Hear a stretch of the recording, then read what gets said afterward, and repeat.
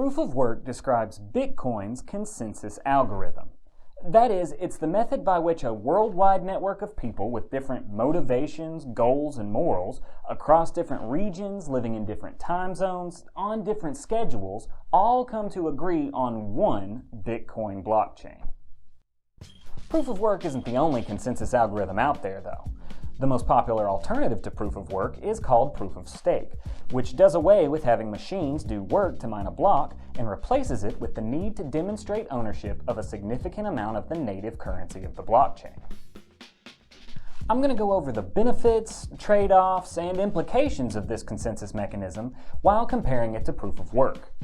As with proof of work, there's no one way to implement proof of stake. As such, I'll be talking about two big currencies specifically while I make my comparisons. Before I do, though, I haven't seen my employees around all day, and that's never a good sign. I'm going to go see what they've gotten into, and then we'll delve into the details when I get back. What are you guys doing? We've been thinking about how Bitcoin uses way too much energy, and Jack has a really good idea. We're gonna solve the problem by using green energy. So what, like solar? Nope. Okay, hydro. Nope. Nuclear then. No. We're gonna use the original green energy, potatoes. Guys, that's not... Wait. Hear him out. I know it'll work, because I made a clock run off of one when I was in school. Now I know what you're thinking. In order for us to pull this off, we're gonna need a lot of potatoes. So to do that, This is the best part. we're gonna have to move to Ireland. I'm gonna be sipping on shamrock shakes all year. Don't forget the beer and redheads. Alright, I heard you guys out. There's not enough energy in potatoes to mine Bitcoin. But you heard what he said about the clock, right? Bitcoin mining globally uses as much energy as the entire country of Denmark. You're not going to get that from potatoes. And if we were, it'd be more cost effective to move to Idaho. That doesn't sound as appealing. If you want to solve the energy problem, it makes sense to start by reducing the amount of energy required to run the system. Let's talk about some ways people have tried to do that. I'll start by recapping the basics of proof of work. Under the proof of work mechanism, miners search for a special number that satisfies a special condition when added to a block of transactions that they've compiled. There's no way to predict what this special number will be. Miners just have to test every single number until they find one that satisfies the condition. The process of searching for this number is the work that the miners are doing. For any block to be valid, this special number is necessary. This makes work unforgeable and irreversible, because finding one block special number doesn't help you find any other block special number. And once you've spent time and resources searching for a block special number, you'll never get the time or the resources that you've spent back. This work is the basis for the entire blockchain. Any valid chain with more work than any other blockchain is the blockchain. Doesn't matter which chain is older, which one has more transactions, or which one people think should be the main chain. The consensus mechanism cares about work and nothing else. Consensus is achieved when the blockchain with the most work is the one and only chain. Likewise, proof of stake is based on stake. Generally speaking, this means that the blockchain in which the most coins have been staked to generate blocks is the one and only blockchain. We'll get into the details of what this means on a coin-by-coin basis in a moment, but for the consensus mechanism, it means it achieves consensus through the same principle that proof of work does.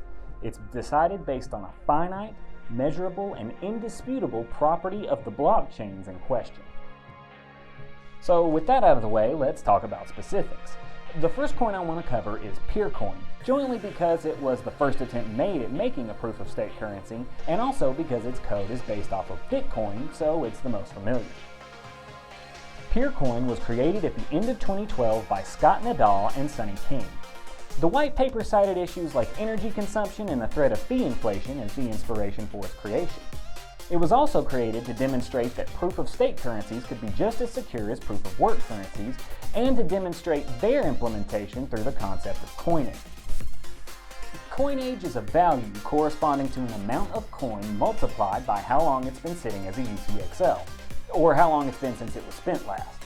So if you received 3 coin from someone a month ago and you haven't touched it since, you have 3 months of coin age.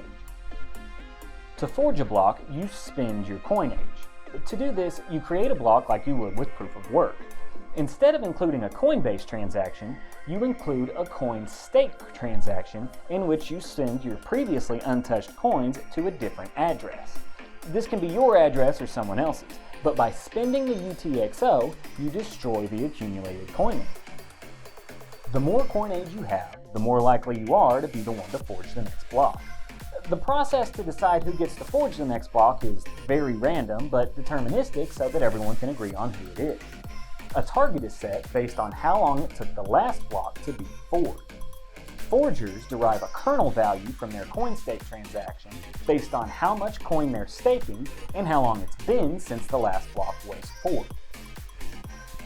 Eventually, enough time passes that one of the forgers, most likely the one that staked the most, finds a kernel that's under the target threshold and is allowed to forge the next block. Because there's some amount of hashing involved in this scheme, it's said that this is proof of work and may be removed at some point in the future. The amount of hashing that's done in service of this scheme is so low, however, it's silly to think of it as anything other than a proof of stake system.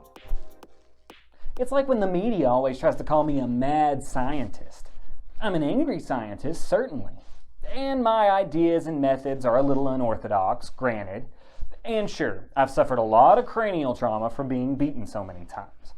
And who wouldn't go a little mad having to put up with the goons I have to work with? I just think mad scientist sounds a little, biased. When new coin is created under proof of stake, it's called minting.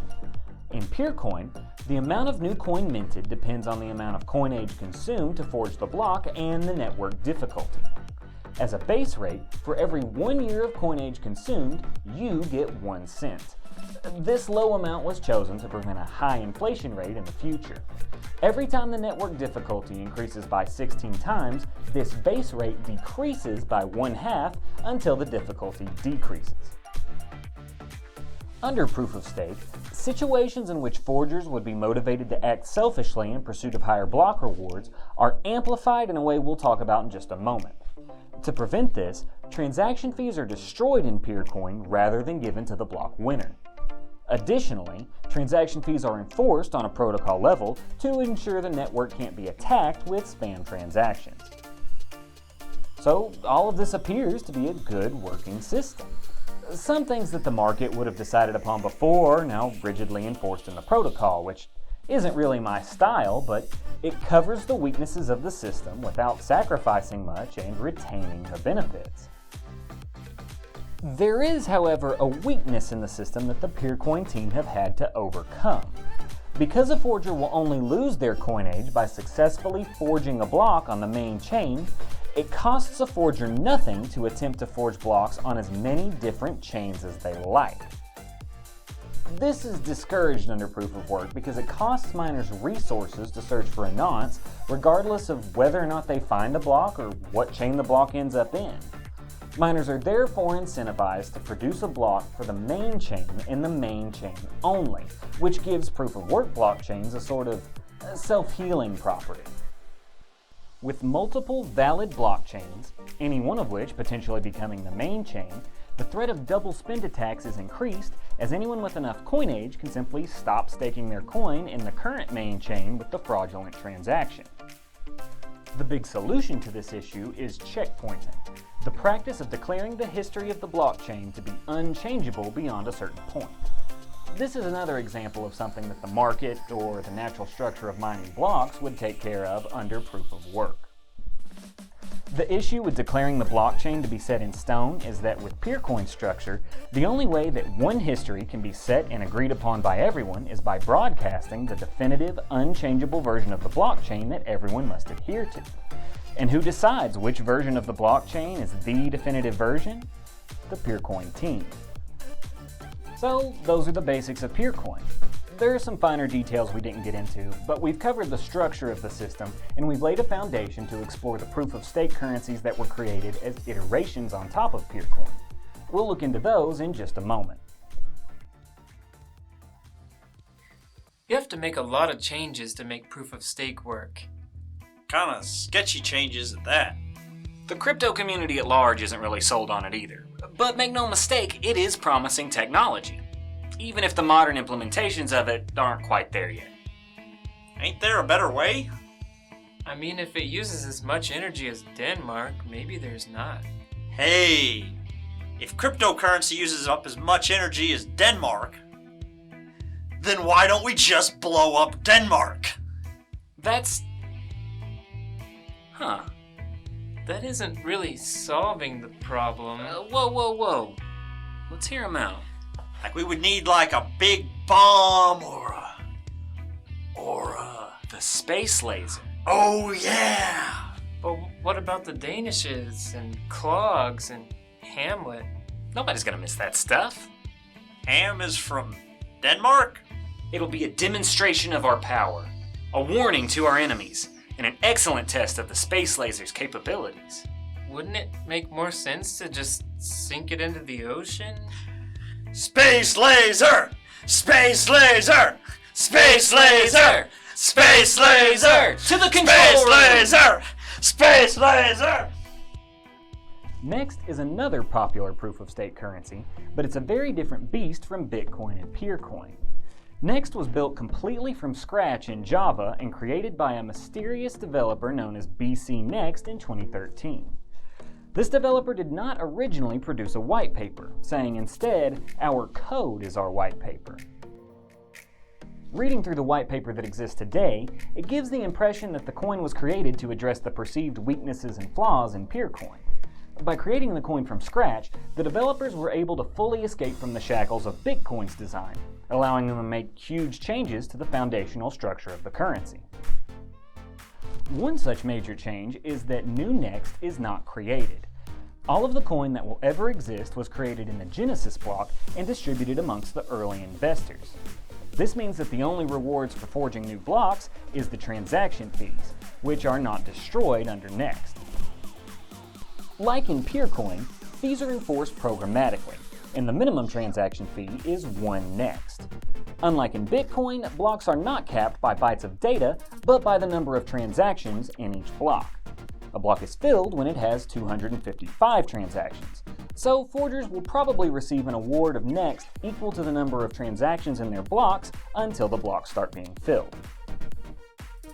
It's unlikely that forgers will be able to look forward to filled blocks anytime soon, however, as the target time between new blocks is a blazing fast 60 seconds. That means there need to be 2,500 transactions on the network every 10 minutes in order for blocks to be filled often enough to justify more than the minimum fee. In short, it may not cost you anything to stake your coin on the network, but it doesn't pay well either. The flip side, of course, is that Next has the capacity to process 4.25 transactions a second, 5 times the highest rate of transactions ever recorded on the Bitcoin blockchain. That's an impressive claim, and one that's been the subject of much debate in recent years, and all while consuming only a small fraction of the amount of energy that Bitcoin uses. The process of forging blocks in Next is similar to that of Peercoin.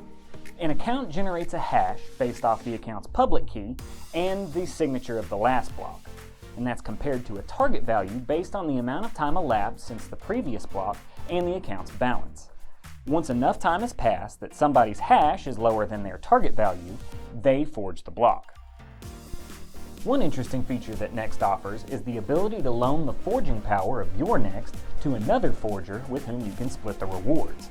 It's essentially built-in mining pools, and it demonstrates a level of understanding of the current issues within cryptocurrency. You know, if you're going to create a brand new cryptocurrency from scratch, it behooves you to take into consideration all of the hurdles that Bitcoin has overcome and still faces to this day.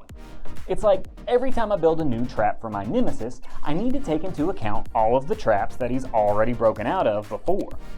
It's because I don't keep making the same mistakes over and over again that I can say with confidence that one day I'll catch him and dissect him and learn the secret to his power.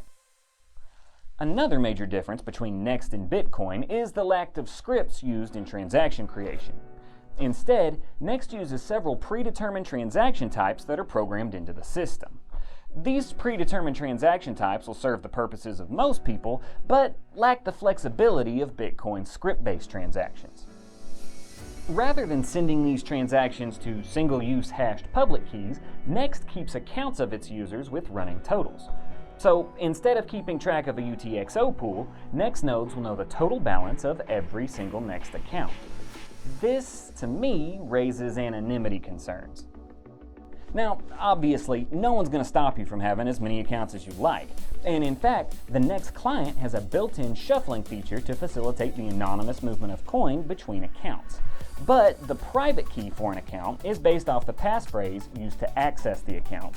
So having multiple accounts means keeping track of or remembering multiple different passphrases. And it follows that if you want to stake your coin, it's easiest if it's all in one account. So it's much harder to stake your coin if it's in multiple accounts. Even with some features made to ease the preservation of one's privacy, it just feels like a system that wasn't built with anonymity in mind. And that suspicion is strengthened by the fact that the document that Next now uses as its white paper never once uses any form of the word anonymous or private outside of private key in its body. Next also uses checkpointing to prevent the proof-of-stake specific attacks. Rather than centrally distributed checkpoints, however, Next prevents anything older than the last 720 blocks from being rewritten within the clients themselves. One last thing to note about Next is that it aspires to be much more than just a cryptocurrency. Next allows you to buy and upkeep aliases, which become pseudonyms for other words or phrases. For instance, I could buy the word Red Rage and have it correspond to the URL for my channel, or for my account address. It also supports sending encrypted messages, issuance of unique assets via the colored coins concept, and a digital marketplace that allows organized product listing, purchasing, and fulfillment all on the Next blockchain. Now that's next generation. The thing I really like about Next is that it doesn't try to make Bitcoin work with proof-of-stake rules. The team took the things that worked about Peercoin and built an entirely new cryptocurrency around it. Now, obviously I'm not really sold on any of these currencies, but I feel like Next was an important iteration on the proof-of-stake idea. And any currencies that might implement proof-of-stake in any way, like Ethereum, have a lot to learn from Next's implementation. Originally, I was going to talk about BitShares in this video too, but I decided it didn't really fit in with the other two currencies we've talked about. It's a much more complex and tightly controlled currency, and it's labeled delegated proof-of-stake anyways. If I ever get around to talking about that as a consensus mechanism, I'll talk about BitShares. But in the meantime, if you're interested, you'll have to look up the white paper yourself. So, how does proof-of-stake measure up against proof-of-work? Well, that's for you to decide. What I will say is that implementing a proof-of-stake currency inevitably necessitates building a more structured and highly governed currency that implements through code what proof-of-work leaves to the whims of the market. Whether or not that's acceptable to you probably depends on your politics. Additionally, the non-energy intensive nature of proof-of-stake currencies makes certain forms of attacks on the blockchain much cheaper. So instead of relying on the structure of the blockchain to disincentivize attacks, the coins implement controls such as checkpointing to minimize the attack window. That seems to work. So is it worth it to reduce energy consumption? Maybe. Lastly, to really use all your coin to its maximum ability while vying to forge a block, you need to organize your coin into a total balance, which reduces your anonymity. You can use mixing services and good anonymity practices to reduce this, but then your coin is spread far and wide, which will minimize your ability to forge blocks. But if you're not forging, does this even matter? I'm not going to answer these questions for you, but you can probably tell I'm not trying to hide my own feelings about it. Opinions are easy to find though. What matters now is that you know how these currencies work and why they've made the changes they've made. Which reminds me, I've got my own response to the energy consumption issue, which necessitates a change to the European geopolitical map. Health check completed. All clear. Dave? Capacitors are charging, 80% and rising. Jack? Target is acquired. Performing stabilizing calculations to achieve lock. It's all coming together. In a few moments, Denmark will be destroyed without warning or provocation. The nations of Europe will cast blame on one another, and World War III will begin. As the war rages on and Europe is torn to shreds, the world economy will implode. There'll be mass shortages, wild inflation, revolutions, coups. And when it's all over, when the national currencies of the world have been rendered worthless and untrustworthy, the people will turn to a currency that's not susceptible to mass inflation, that's not recorded by banks that can be blown away overnight, and one that can be transferred without carrying armfuls of it around. The people will turn to Bitcoin. I would have liked to have seen Copenhagen before it's gone. I think it'd be cool to explore it after it's been blown up. Like an apocalyptic wasteland or a music festival after everybody's left. Exactly. It's not going away. It's just becoming a little more historic. How are the capacitors? Fully charged and holding. Targeting? Target locked and stable. We're ready to fire. Welcome to a new era.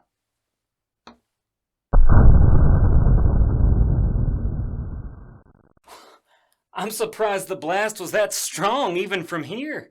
We probably got part of Germany too. Hey, is Denmark spelled funny? Jack, that says Delaware.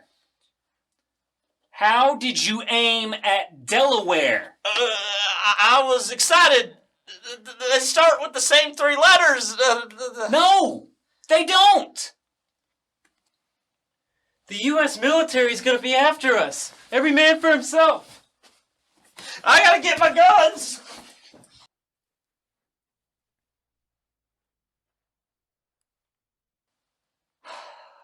Well, it's not going to start an international conflict in Denmark, but it will make us priority enemies of the U.S. government. Again. If you enjoyed this video, leave a like. If you want to see what we're up to once I find a way out of this mess, subscribe. And if you have any questions about anything in this video, leave a comment below.